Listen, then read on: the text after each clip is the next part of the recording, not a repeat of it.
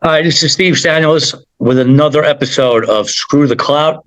I got another amazing guest. We go all around the country, all around getting interesting people, people that are up and coming, which a lot of my audience loves. Today we have from Netflix The Mole, Mr. Jacob Hacker. What's up, Jake? What's happening? How you doing? What's going on? I'm doing well. How are you? Good, good. So, The Mole. Obviously, prior to doing some research on you, I was not familiar with the mole. So again, if you could explain to the audience, what actually is the concept of the mole? What had you interested in hopefully joining the cast, and from there as well, what was the process? So I asked you about 5 questions at once, but let's just go with the whole. What is the concept of the mole? If you were trying to explain it to me. If I was to explain it to you, I would say the mole is a reality TV show where you have a group of competitors working together to put money into a pot, and it's winner take all. But the problem is one of these competitors is trying to sabotage the entire game, trying to sabotage the other players, lose as much money, keep as much money out of the pot as possible. The only problem is none of the players know who the mole is except for the mole. And the way that you get eliminated is by taking a test at the end of each episode. And the person who's to try to guess who the mole is, the person who's farthest from the truth. So I'm sorry, Jacob. Do they switch the mole every month? Nope. Same mole throughout the entire show. Yep. Gotcha. Okay. You got to try to figure it out. And the person the people who are farthest from figuring it out are the ones who are eliminated. Okay. So you have like a task at the end of the thing. It's almost like maybe is it like The Bachelor, where at the end, I guess who gets the role or whoever guesses wrong. But if you guess wrong, Jacob, but they never reveal who the mole is. How do you know? How do they? Correct. So throughout the episode, we do tasks as a group, and hey, we're going to try to put this much money into the pot. Well, trying to be observant through the episodes, you can try to pick out this person could be sabotaging this mission. Are they doing it on purpose to make themselves look like the mole, or are they actually the mole? And then once we get done with our tasks, pretty much the end of an episode, we all take the same test. Like it's on the computer, we take a test, and I think it's like 20 questions or something, asking like, was the mole in this group? Does the mole have this color hair? Was the mole wearing this type of clothing? And so whoever answers the most amount of questions wrong is the one who gets eliminated. Gotcha. And now, again, that's it's obviously a pretty cool concept. I mean, every reality show they're taking concepts from like every different show and kind of making it their own. But obviously, that's cool because it's a Netflix show. So I'm sure you got some exposure from that. What drew you to wanting to become cast on the mole? I had no idea, honestly. I got a phone call and they picked me. The modeling and acting realm aspect of my life has been nothing but a domino effect. I was blue collar work most of my life. I was obese most of my life. And so I started to, focus on my health and wellness. And then after years, I decided maybe I'll try, some modeling and acting. I would love to put myself out there. So I started to get, representation and things like that. And I was actually cast for a show in LA. It was a game show. Well, that was in 2020. COVID killed the whole project. Lucky for me, everybody in casting knows each other. So they're like, hey, we're casting this Netflix show. We need a guy similar to this, mentality. Do you know anybody? And they're like, oh, you need to call Jacob Hacker. He'd be, perfect for this. So I was just at home one day and got a phone call. Hey, this is so-and-so with casting. We're actually, doing a reality TV show. We think you'd be perfect for this. Would you be interested in going to Australia for 3 months?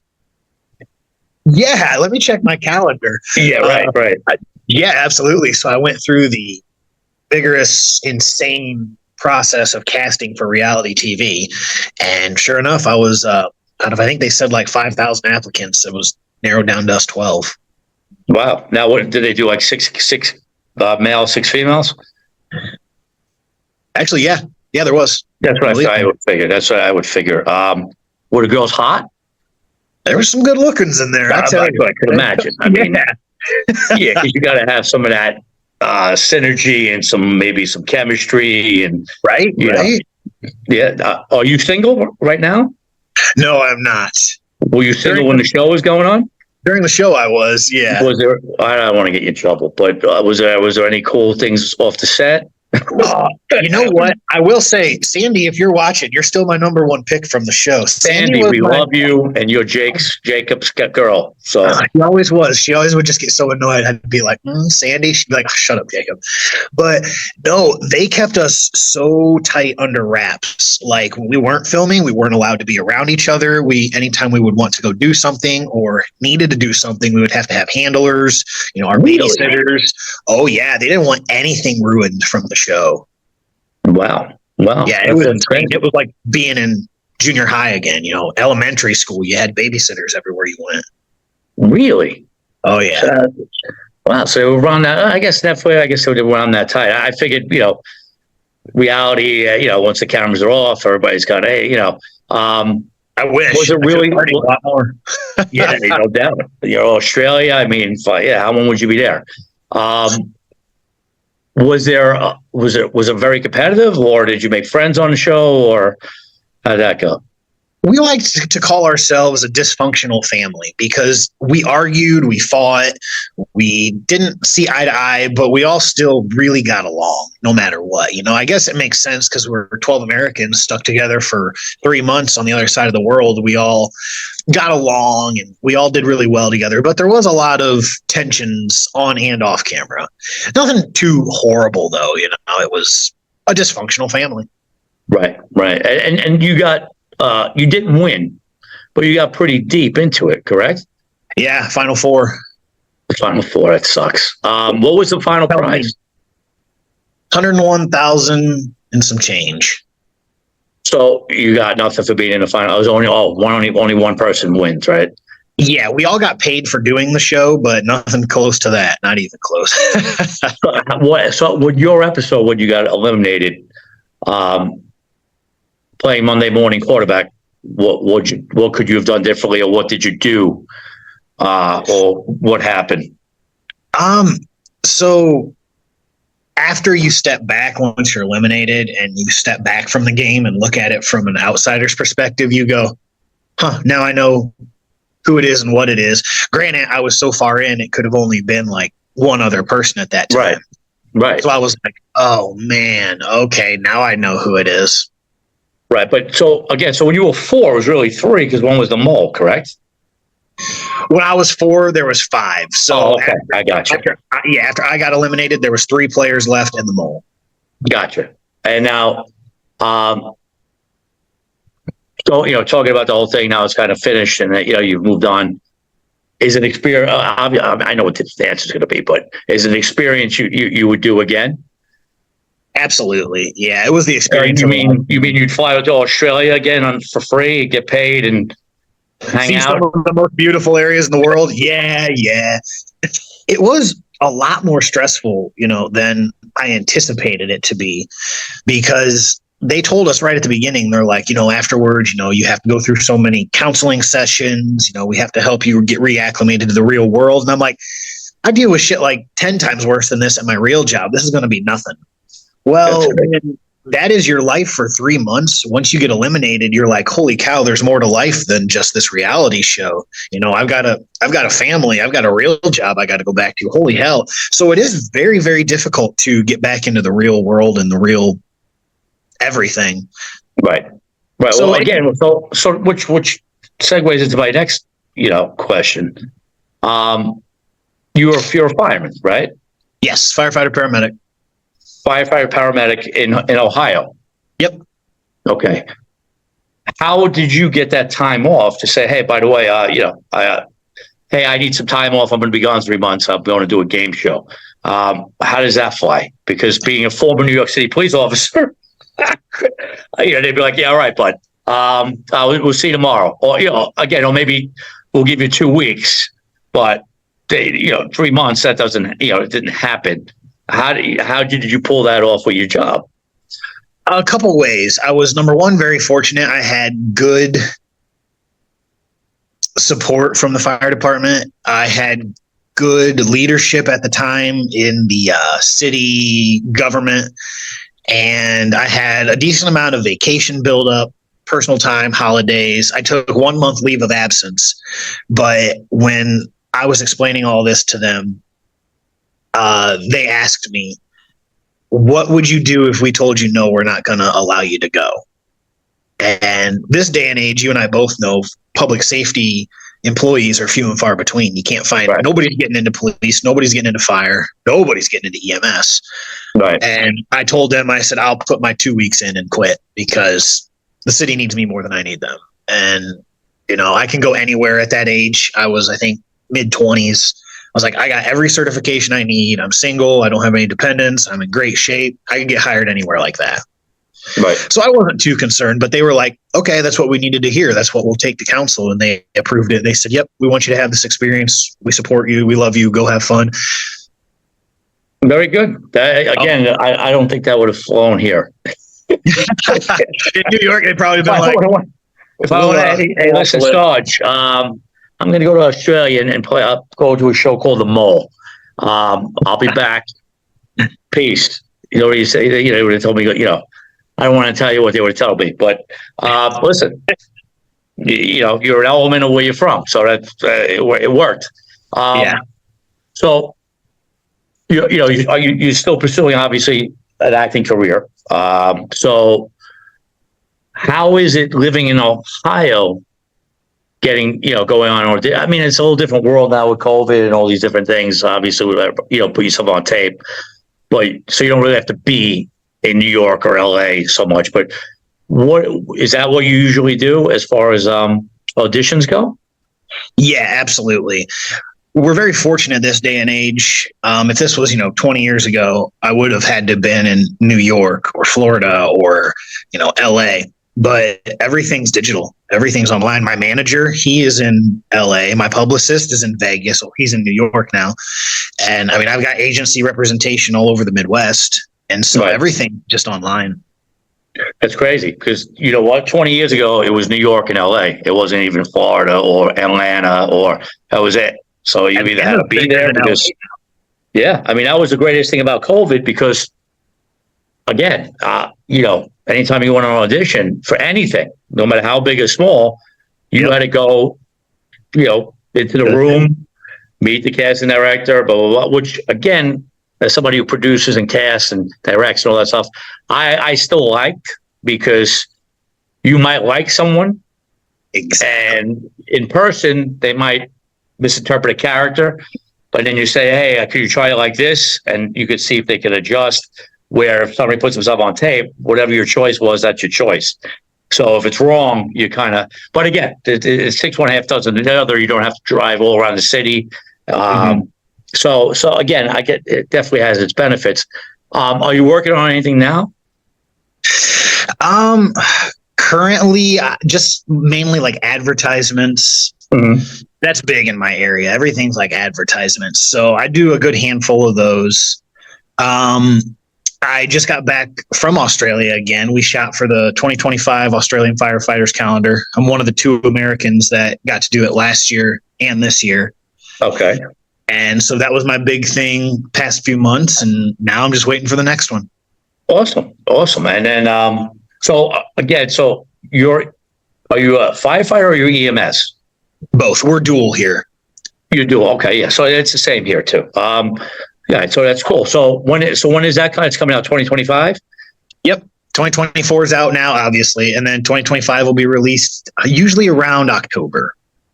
Awesome. So, you said you grew up as growing up. You weren't in great shape, right? You said you were not at all. So that's again. See, that's cool because again, you kind of transformed yourself. Again, it's 6 1 half does the other. As a kid, I was always, if I played football, I was at bodybuilding, competing at 16. I worked at Chippendales. So, but it's something that was always, again, DNA is DNA. I like the fact that, again, maybe you weren't the most, I'm just assuming, maybe at some point you weren't, in great shape, you weren't the most popular kid, I'm just creating something in my head. Maybe not, too great with the ladies. I don't know. Maybe you were. But to take that and transfer it and transform yourself is awesome. And I mean, that's something, a lot of people say they're going to do and just never do. So, yeah.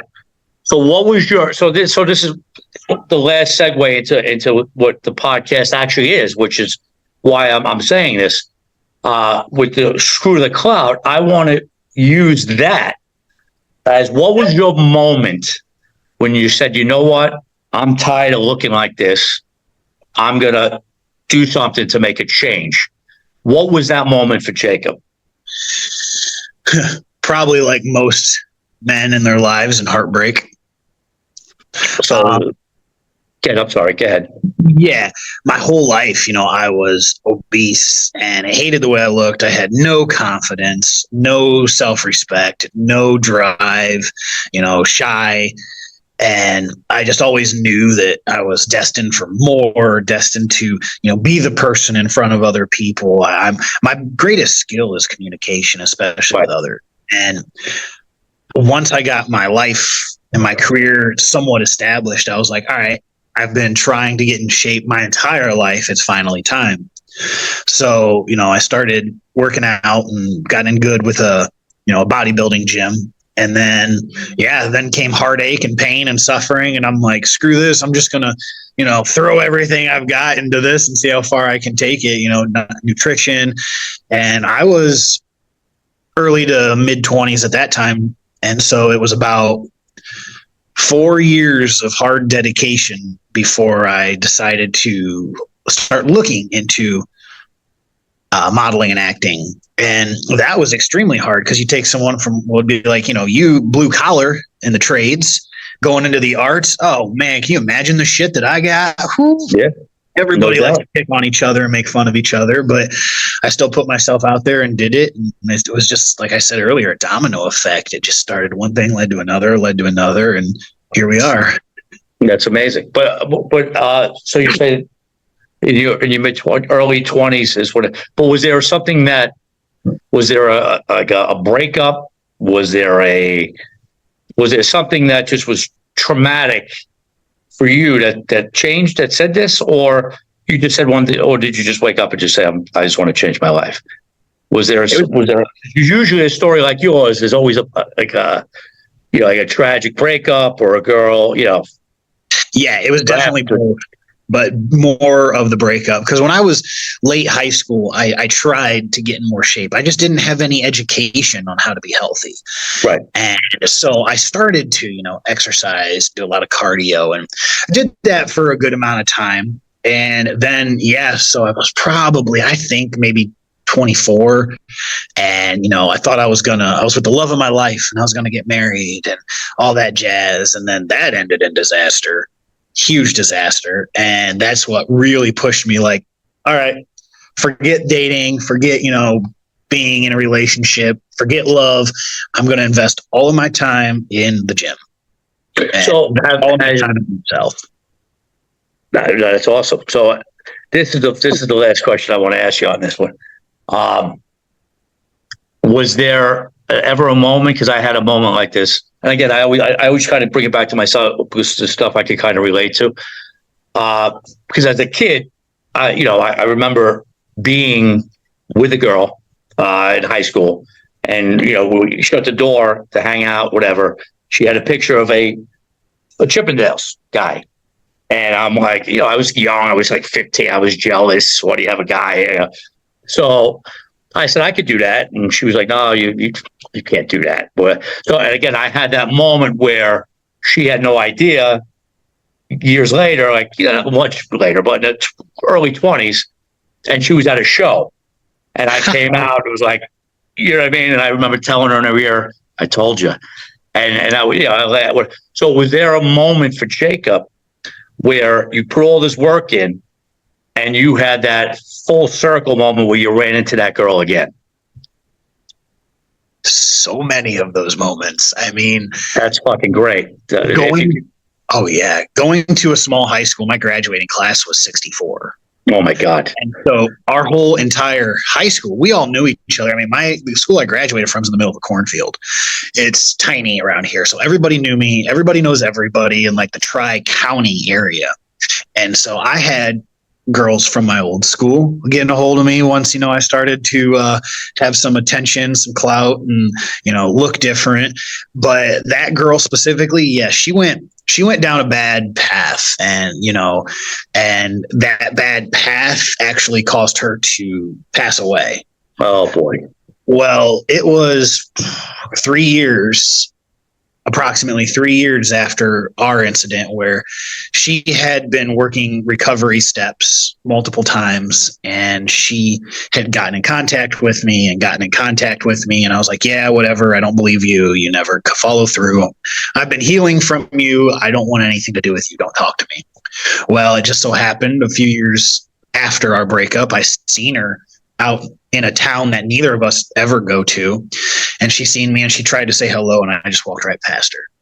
And later that day, of course, she called me and she did the, I'm working my steps. I really want to come talk to you. I really want to come see you. I would love to, apologize and, make up for some of the things that I've done. I said, I'm not setting a time. You know where I live. I'll be here these days. If you want, come out. And she did.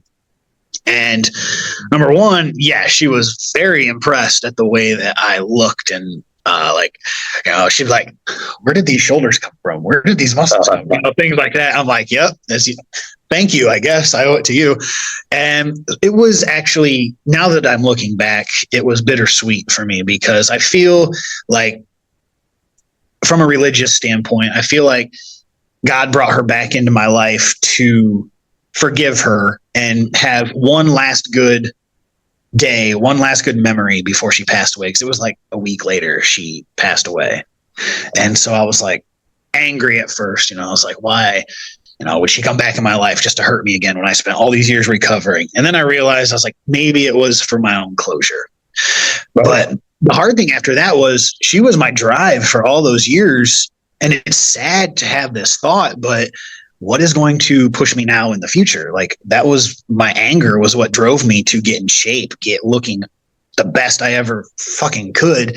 But now what? And so it made me realize I am doing this for myself. I'm doing this for me, helping myself look better, feel comfortable in my own skin, be confident, competent. It's all, bittersweet in its own way. Well, like I said, I, as somebody who's, I don't want to say I'm super religious, but very, very spiritual and believe in God, in Jesus, and pray and all that. Everything happens for a reason. And I definitely believe that, obviously we all go down rights, left, and it all brings us to where we are, even right to this second. We're talking right now because of all the different things why would we ever be talking right now? Why would Steve and Jake be talking, Jacob?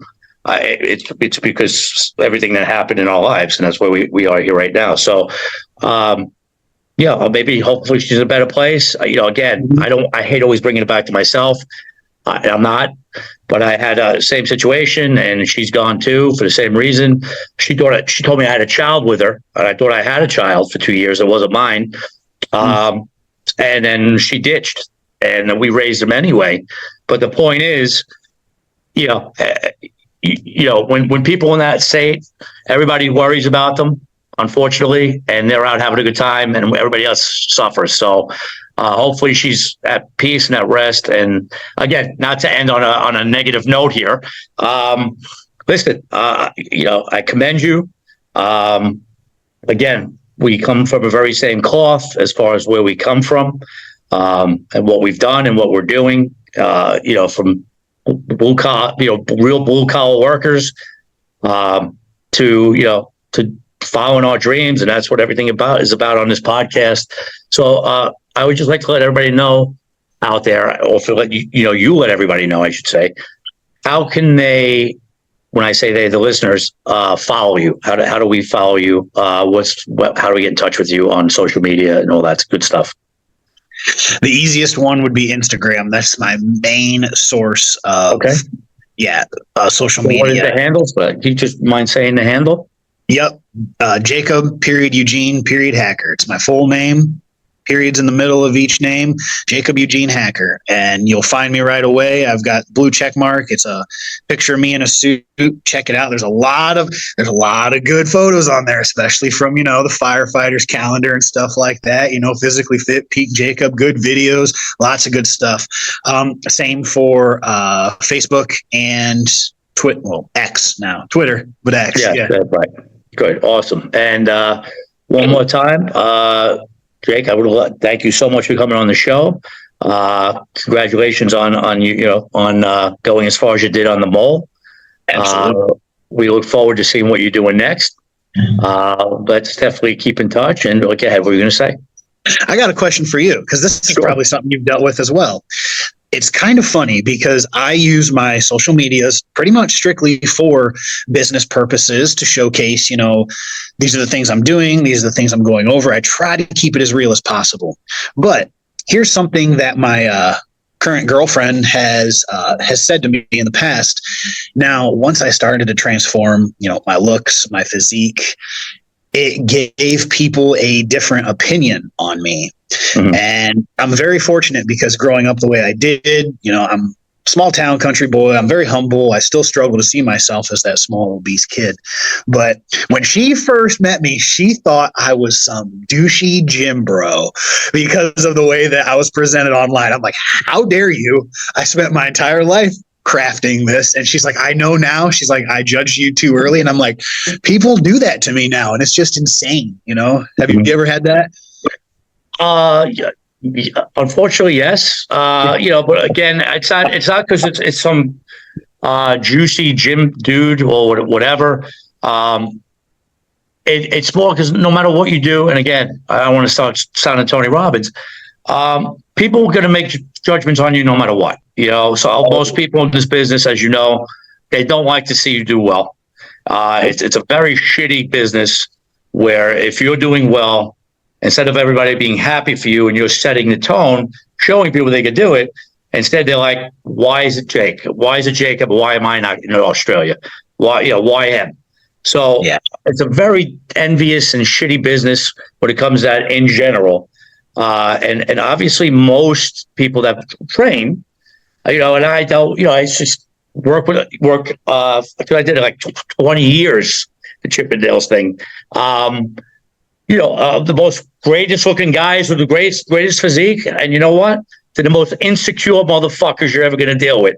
So, people are like, how can these guys be so insecure? They look, and it's just the way it is. So again, when you look good, you take care of yourself and you're doing, commercials, shows, calendars, just be yourself. Again, maybe I'm jumping off here, but just be yourself, man, because people are going to make judgments on you regardless. And 100%. Again, I did some due diligence on you, like I do with all the guests. We always have preconceived notions of what someone's going to be before you speak with them. Again, you're exactly what I thought you'd be. Knowing where you're from, knowing what you do. So I always noticed some humbleness there. I knew you were going to come off like a douche. So, so like I said, and if you did, you did. I go with it anyway. So, it's all good. But yes, you will deal with that. And as long as you continue to improve, get more successful, do more work, you can have as many haters as you do friends. And you know what? They always say, the more haters, it means you're doing something. You know what I mean? So like I said, I look forward to seeing what you do in the near future. I think your future's bright. And like I said, you can come on anytime. And once again, I'd like to thank Jacob Hacker from the Bowl, EMS fireman out in Ohio. The list is going to continue to grow. And once again, my name is Steve Stanulis from Screw the Clout. I'd like to thank my producer, Sage Spielman, and our sponsors, Believe. And once again, if you dream out loud, and we'll see you next week. Once again, this is Steve Stanulis from Screw the Clout.